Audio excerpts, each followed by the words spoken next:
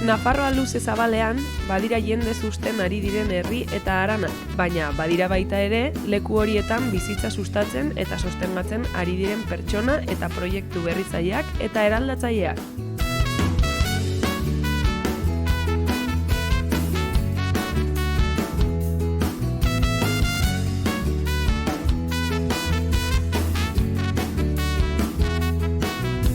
Gaur, Lizarraldean ibili gara, lehenengo Xantirekin Zunbeltz test espazioa bisitatu dugu eta gero Muskizera etorri gara Oian ezagutzera.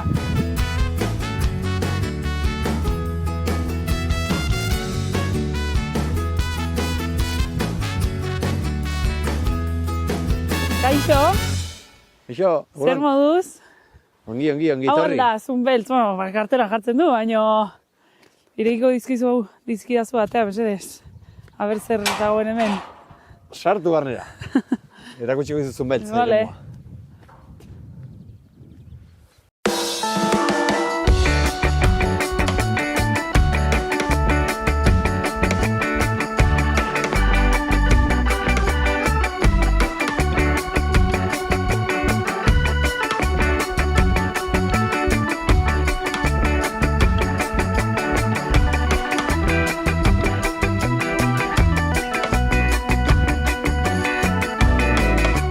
Egunon, Xanti, kontatu guzu bizkagan non gauden, ze leku den hau?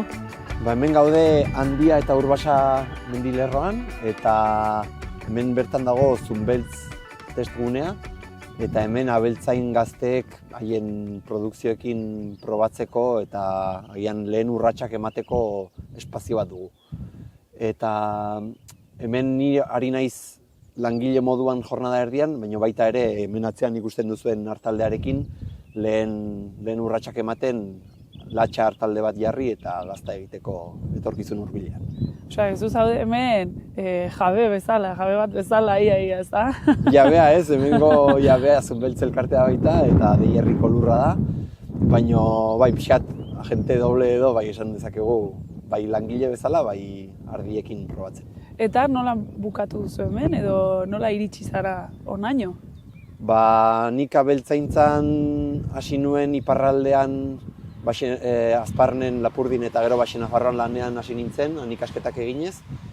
Eta gero egin ditut beti urrats batzuk abeltzaintzan eta zonaldera bizitza etorri nintzenean, Murugarrenera hain zuzen, pentsatu nuen hau toki ona zela proposa niretzat gogoa bain nuen hartaldearekin hasi, ardilatxekin hasi eta pixkat nire ogibide bilakatzeko, ez? Orduan Zunbeltzeko langileekin Martarekin kontaktatu nuen eta hemen ardiak jartzeko proposatu nion. Eta gunea hortarako irekia dagoenez, hasi ginen lanketan. Eta aldi berean, Oian, gero ikusiko dugun Oian, berak lana utzi bere esplotazioan instalatzeko eta orduan bere tokia hartu nuen lanean ere hemen hasiz. Jornada erdian nago, Pedro lankidearekin, orduan hori egiten ditut, bi gauzak hemen. Eta zein da Zunbeltz test espazio honen egunerokoa edo zer egiten duzu hemen? Hemen baditugu bi ardi hartalde, orduan hau latxena, laster arkumeak egiten sortzen ari da orain beraz esnea jaitzi eta gazta batzuk egiteko planteamenduarekin, eta gero badugu beste hartalde bat, arsue deitzen dugu, suhiltzaile hartaldea da, eta erabili izan dugu Lizarran eta inguruko herrietan asmoa da hartalde horrekin suteen kontra bazterra garbitzeko eta sasia eta belar eremu zabalak garbitzeko erabiltzea. Orduan, eramaten ditugu koiare virtualekin eta horiek soinu bitartez eta lortzen dugu itxiturari gabe ardiek eremu batzuk garbitzea. Orduan hori da gure bigarren zerbitzua eta hirugarrena da test bat, froga batean ari dira Lezaungo Andres Azantza eta Iturgoiengo Garai Mitxelena, eta ari dira behi batzuekin, behi pirenaikoekin, loteak haragi ekologikoan, hori azaldu behar da ere bai. Zunbeltzen produkzio guztiak ekologikoan daude, orduan pentsu gutxi erabiltzen dugu, baina erabiltzen duguna ekologikoa erosten dugu, eta belarrak eta dena zertifikatua dago ekologikoan. Orduan Andres eta Garairen proiektua haragi loteak saltzeko. Orain azken haragia salduko dute, 5 kiloko loteetan, eta hori dugu momentuz hori da gure eskuartean duguna. Ekologikoa esan duzu, imaginatzen dut test espazioa, ekologikoa eta gauza horiek guztiak bateratzen direla proiektuetan, ez? Nola eramaten duzue aurrera?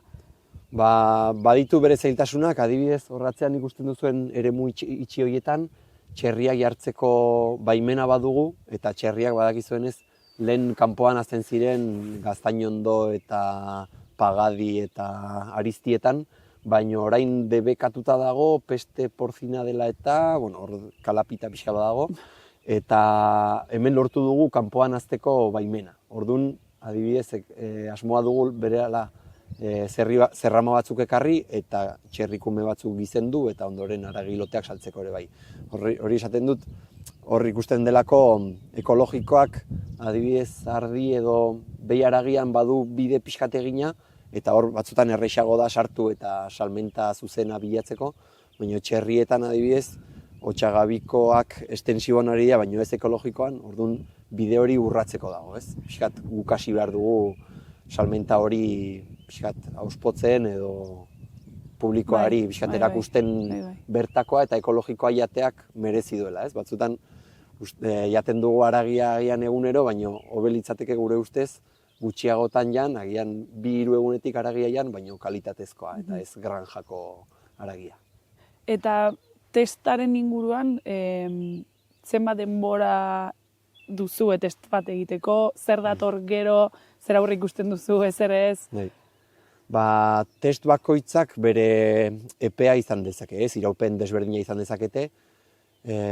Behien kasuan, behiak txekorrak ekarri ziren 6 hilabetekoak, orduan 8 bat hilabetetan aurre ikusi zen, gizendu, belarrean eta prensu pixka batekin gizendu, eta hiltegira eramatekin eta saltzekin ja testa bukatuko zela, ez? Baina adibidez ardietan, ziklo batek umatzetik hurrengo umatze arte urte bat duenez, bi zikloko konbenioa edo egin genuen, orduan 2 urte izan daiteke. EPA beti malgua da. Beraz, edozein abeltzainek etorri nahi badu eta zunbeltzekin kontaktatu, irekita gaude beti ikustera zer behar duen bai elkarteak, bai abeltzain gazteak. Eta test momentua bukatzen denean, zer gertatzen da gero? Testa eta gero, zunbeltze elkarteak laguntzen du agian lantoki izango den adibidez abeltzaintzan, ez? Erreleboa segurtatua ez dagoen etxaldeetan, adibidez hor gaztea testa bukatzekin han instalatzeko edo errelebo hori prestatzen laguntzen duzun beltzek. Hori Nafar gobernutik eta Intiatik ere bultzatzen ari da, orduan hori martxain jartzeko lanean ari gara. Hori izango zen, adibidez, ardi esneak dituen hartzain batek jubilatzera doan, jubilatu baino 2 urte lehenago, hemen testa bukatu duena, berarekin lanean hasi, diru laguntza bat ezartzekotan daude Nafar gobernutik horretarako, eta gero etxalde horretan ja testerra gelditzeko aukera dago. Bestela, zunbeltzek ere lagun dezake, norberaren etxean, hemen testa eginta gero, adibidez nik famili lur pixkat badut, orduan han proiektua sortzen eta etxaldeko esplotazioan sortzen. Eta beste aukera litzateke, adibidez Garai eta Andres, haiek etxean badute haien familia abeltzaina da, orduan haien etxean instalatzeko prozesuan laguntzen du, eta hemen ikasitakoa, haien kasuan behiaragiaren salmenta zuzena, haien etxera nola aplikatu daiteken, hortan laguntzen dugu. Eta, igual, hau ezin didazu erantzun, baina leku hau nahiko pioneroa da, ezakitez. Horrelako zenbat leku gehiago egon daitezke Espainiar estatuan, edo ez daude, edo badaude? Eredu hau Nafarro garaian hau da dagoen bakarra, momentuz, testugune bezala. Gero eredu hau ekarri da frantses estatutik eta iparraldean, Baxe Nafarroan izuran badute trebatu testgune bat, eta hor pixkat hartu dugu erreferentzia onara ekartzeko, ez? Han gauza batzuk desberdin egiten dituzte, baina alden neinean aplikatu ditugu hemen. Eta Euskal Herrian badira ere Gipuzkoan beste bat trebatu izenekoa baita ere, iparraldeko bezala, eta Bizkaian Durangaldean bada bat, eta Aleko Araban. Orduan, sortzen arien zerbait da, ez? Ikusten delako abeltzaintzan eta orokorrean nekazaritzan sartzen ari dela langileri aktiboa, ez? Orduan, erreleboa eman barko da. Azkenean, janaria egunero behar dugu eta ekoizten ikasi behar dugu ere. Et ze produktu ateratzen dituzue hemendik testetik, zure lanetik, eta ze produktu lortu alditugu hemendik? Bai. Oraintxe bertan baditugu azken aleak diren betizu txorizoa, behi txorizo nahiko berezia, badugu gozoa eta pikantea. Gero nire hartaletik eta arsue zuhiltzaile hartaletik arkumeak ere saltzen ditugu, 6-8 kilokoak, aukera dago laurdena, erdia edo osoa erosteko. Eta gero Garai eta Andresek azken txekorra dute salgai, orduan 5 kiloko loteak izango ditugu.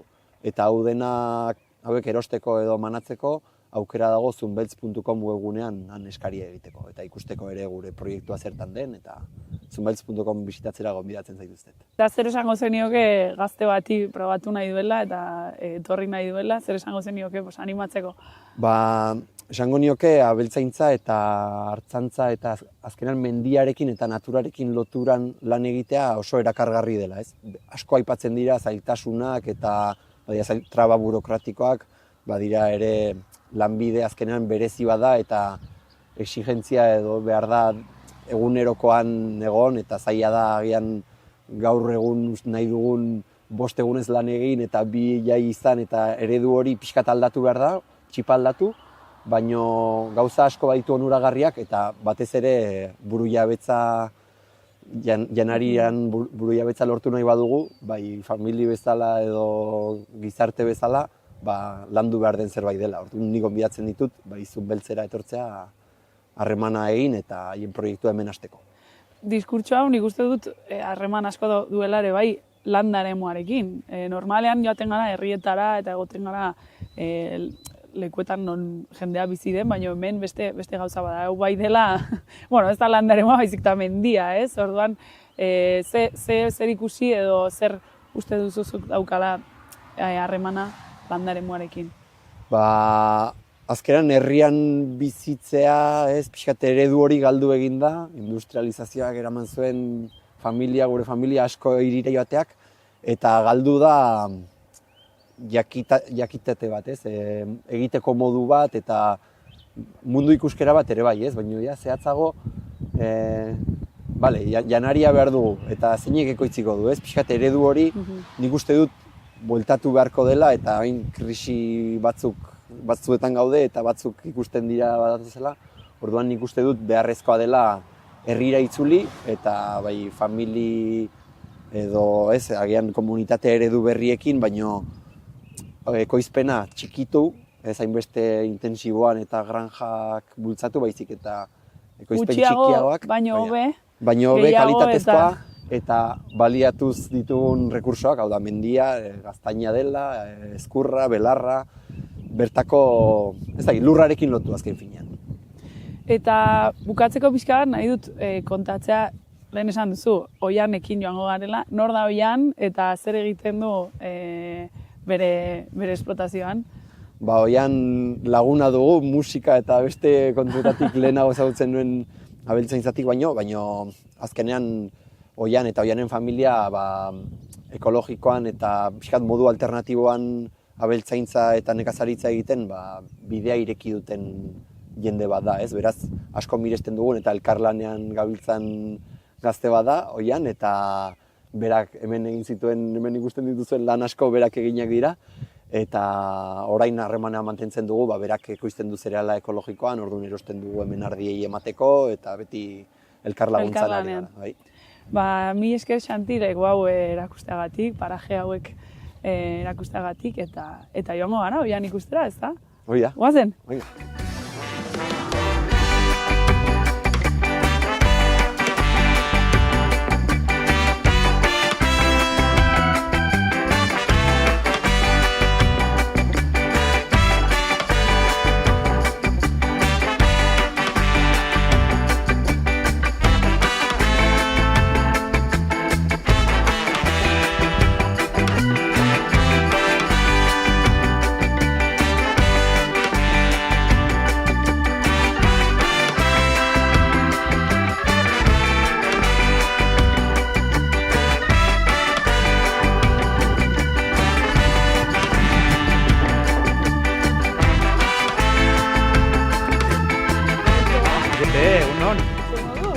Ondo. Hau da Hau da nere etxea, bai? Etxea. Sartu. Vale, vale.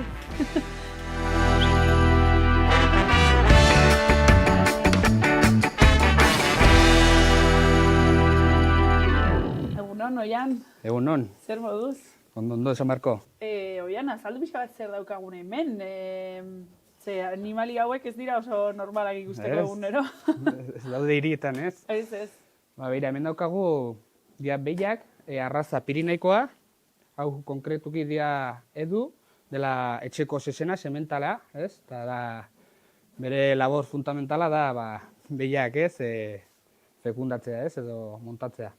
Eta gero hemen atzeko aldean, baukagu behi bat, ari dela zitzen bi txekorrekin, beste txekorra geratu zen amagabai, orduan sartu diote behi ontari, eta beste hiru hauek dira txekorrak hasi dela zebo prozesuan edo engorde prozesuan. Orduan nahi gara ematen noain pentsu ekologikoa, belarra partez eta silo pizkat be bai. Eta hain hasi gara hauekin ea zelan. Eta hau dituzu hemen, herrian, baino mendian ere bai, imaginatzen Bai, dut, eramango dituzula. Osa, hain jasi naiz behi guztia baitu mendian, hau izan ezik, zeba bitxekorra daukanez, esan dute pizkate mimatzeko gehiago eta sasoi gehiago hartzeko, baina hau hurrengo astean segurazki indikan bi estetara jungo da bai mendira. Eta zezenakin egin behar ditut proba batzuk, mediku proba batzuk, da behin ja dena ondo eta sano izan da, bai mendira jungo da. Bai. Azkenean ekologikoan eginda, fundamentala da estensiboa izatea, osea, behiak bere kabuz bizi izatea mendian, da bere kabuz alimentatzea eta erdi salvajea izatea, ez? Eta, mendiari ere bai, onurak ematen dizkio animaliak, orduan. Bai, azkenean garbitzen du mendiak, lan egiten du mendian, da hori onuragarria da, bai mendientzako eta bai behientzako. Bai, Xanti bidali gaitu ona, ongara zunbeltzen, berarekin, eta esan digo, ego zaitezte muzkira, eta egon Oianekin, eta abertze kontatzen dizuen. Oie, ondo. Zer egiten dugu hemen, non gaude? Ba, begira, oraintxe bertan baude muzkin, gezalzeko baiaran, hau dela nire herria, nire jaiotako herria, eta hemen baukan nire esplotazioa. Naiz nekazaria eta beltzaintza ekologikon, dena egiten dute ekologikon, da orain hemen ikusten duzutena dira behiak. Dira behiak perinaikoa eta hemen etxean ditudan behi gutxi batzuk. Zergatik bidali gaitu Xantiko nahi, ze harreman duzu berarekin abeltzaintza eta, aparte, ez? Ba, justo, ni egon nintzen oin dela urte bat, egon nintzen lan egiten zunbeltzen. Eta nire lanan zen, pixkate, mantenimendu egitea, soroa eta ondo apaintzea, eta gero asesoratzea, ez, testerrei, da pixkate, beste begi ikuspuntu bat ematea beraiei, ez? Eta laguntzea, mataeroko bidean, edo paperak egiterako bidean, dolako gauzetan egiten nuen han lana. Beraz, nahiz eta gaztea izan, esperientzia badaukazu. Bai, azkenean ni txikitatik hemen bizi izan naiz, beti animaliak izan ditut etxean, eraita bere bai abeltzaina eta nekazaria zen, orduan bere bizia hartu dut. Orduan, noiz hartu zenuen erabakia, edo noiz erabaki zenuen zure aitaren lana jarraitza eta hemen muzkin bizitzea edo aurrera eramatea? Ni egia esan da, txikitatik honokan afizio hau ez, eta bizimen jaio nahi hemen, da bizi nahi zen hemen, nire aitarekin, da beti bizi izan dut bere esperientziak edo bere bizi forma ez. Eta orduan txikitatik naukan, klaro, hau izan barzela nire bizia ez. Eta justu hain, 8-9 hilabete, ja instalatu egin nintzen, ja autonomo dizela, ja jarri nintzen ja esplotazioarekin, eta hain ja tope-topera. Zer gehiago dakar lan honek? Zein da zure eguneroko lana? Imaginatzen dut ez dela monotonoa izango, ez? Abeltzaintzak ditu joan batean egiten duzu gauza bat, beste bat, baino pixka bat azaldu zein den egiten duzu lana. Hemengo baserriko egunerokotasuna, bakarrik bakagu rutina bat, dela jana ematea. Eta gero egunero baukagu lan desberdinak, adibidez, esi bate izatea, gero oain jauda berria heltzen dela, azten gara belarrekin, belarra mozten, zilatzen, da fardoak egiten, eta gero adibidez udaran jazten da usta, da orduan badaude etapa ezberdinak, ez, nekazarien da bai abeltzainan. Orduan egunero baukagu lan desberdinak. Denboraldiarekin ere bai, imaginatzen dut, zer ikusia izango duela. Eta produktiboki edo azkenean zeintzu dira hemendik ateratzen diren produktuak, zer? Ni nekazari partetik egiten dena ekologikon, adibidez aurten garbantzoak bai izan ditut, garagarra, oloa, orduan hori dena saltzen du bai igual kontsumo humano edo bestela animalientzako pentsua egiteko. Eta gero animaliak egiten dudana nire funtzionamendua da salmenta direkta egitea. Nik eramate ditute mataderora eta mataderotik juten dira obradore batera, eta obradoreak egiten dit niri lote desberdinak, adibidez 5 kiloko loteak, eta orduan ni WhatsApp bitartez, egiten dute WhatsApp grupo bat eta eskaintzen dute izango dudala txekorra edo musala eta saltzeko. Eta orduan egiten dugu estimazio bat eta horra egiten dugu salmenta. Eta orduan zure produktuak lortzeko, zurekin jarri behar gara kontaktuan. Oain hasi gara pizkate sare sozialekin, laku ondoko baserria kontua ireki dut, eta niri ideia da pizka bat sare sozialetan pizka bat bermatzea bai salmenta hau, salmenta direkta, eta zelan ateratzen den, ez? Eta gian pizka bat ere bai kontatzea zertan datza lan honez, batzuetan, herrikoak garen jendeak igual batzuetan badakigu, baina beste pertsona batzuk ez. Bai, parte batetik bai da hori hezkuntza pizkate eragitea, sobre todo esaten zuen partetik jendea ez daukala igual ideiarik hemen herriko bizia nola bizi garen edo nola moldatzen garen, eta pizkat erakusteko ni nola zaintzen ditun nire animalia eta nire produktua nola dagoen. Hori niretzako da superimportantea, zuk ikusten batzu jaten duzuna, nola jandu, nola bizi izan da, eta hori niretzako da privilegiatua. Esan duzu ekologikoan egiten duzula guztia.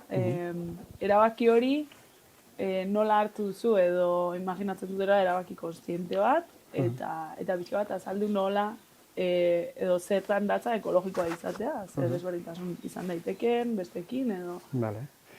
Ni ekologiko, hasi naiz instalatu naiz ekologikon.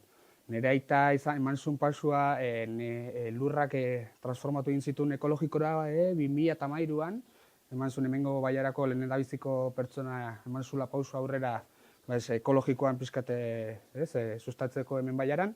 Eta ni txikitatik izan dut ideologia hori edo pentsamendu hori etxean, eta orduan hori izan da aferratu nintzena. Klarotzen eukan ez. Hori da, eta ni nahi dudana, bai nire animalientzako eta bai nire kliententzako emateko kalitate hori bai, ez? Eta zer onurak ditu horrela egitea? Onurak, begira, beste gunea justo itzen genuen honi buruz, historia batzuekin. Zaten zuz, muzki dago eperra kodorniz ez dago denetari. Eta ni ezaten nion, hori da, bakizu zergatik, nire aita egin zuen lanangatik. Azkenean, eramaten dugu denbora asko ekologikoen izan da, orduan ez dugu, ez pestizidarik, ez herbizidarik, ez transgenikorik botatzen lurretara, orduan hori nabaritzen da, onuragarria da. Bai belarran ateratzen denean, bai gure alboko animaliak ikustean, da hori. Gero bauka, igual plus bat ekonomiko saltzerako momentuan, baina niretzako onuragarriena da hori ikustea, ez? Lurrari zaintzen ari gari. Eta lanaren moare bai zaintzea, azkenean herrian bizi eta lan egin nahi badugu, ez badugu zaintzen. Hau zaindu behar dugu eta maitatu behar dugu bai. Mila esker, Oian, onera ekartzagatik, leku oso kuriosoa eta jarraitu zure lanarekin. Jarriko gara kontaktuan zurekin produktuak erosteko eta ongi segi. Primeran, mila esker zuek etortzagatik eta erakustagatik nire afizioa. Izaki oroki badut tokia, delako gauza